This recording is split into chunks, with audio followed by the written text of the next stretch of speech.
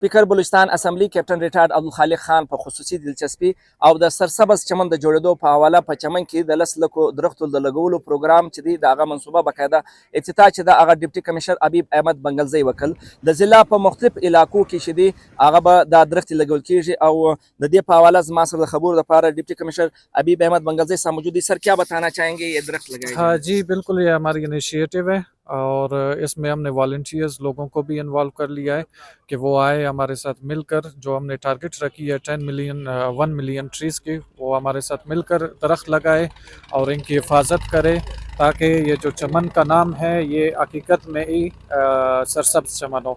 सर सरसब्ज चमन का ये प्रोग्राम कितने अरसे तक जारी रहेगा? सरसब्ज चमन प्रोग्राम इंशाल्लाह जो हमारी ट्री प्लांटेशन का सीज़न है पूरा 1.5 महीने तक कंटिन्यू रहेगी।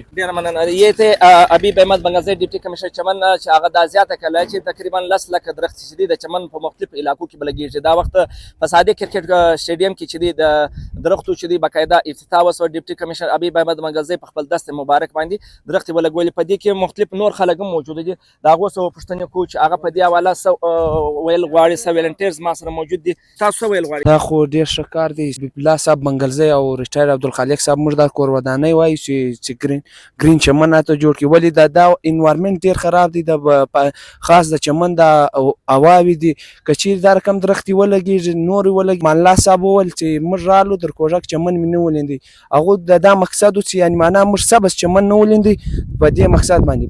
ډېر ښه کار یې په مخه اخیستی دی. ډیپټي کمشنر صاحب موږ ډېر شکریه ادا کوو.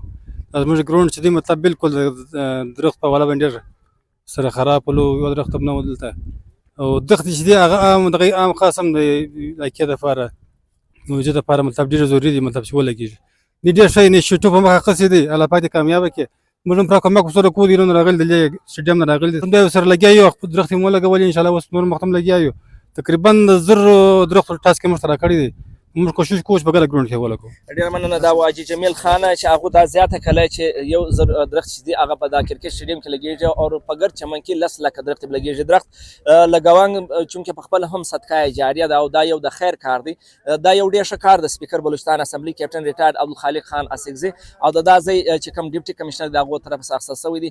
یقینا د دې سره به نه صرف چمن سرسبز سي بلکې د دا ځای آب و هوا کې به هم فرق راسي.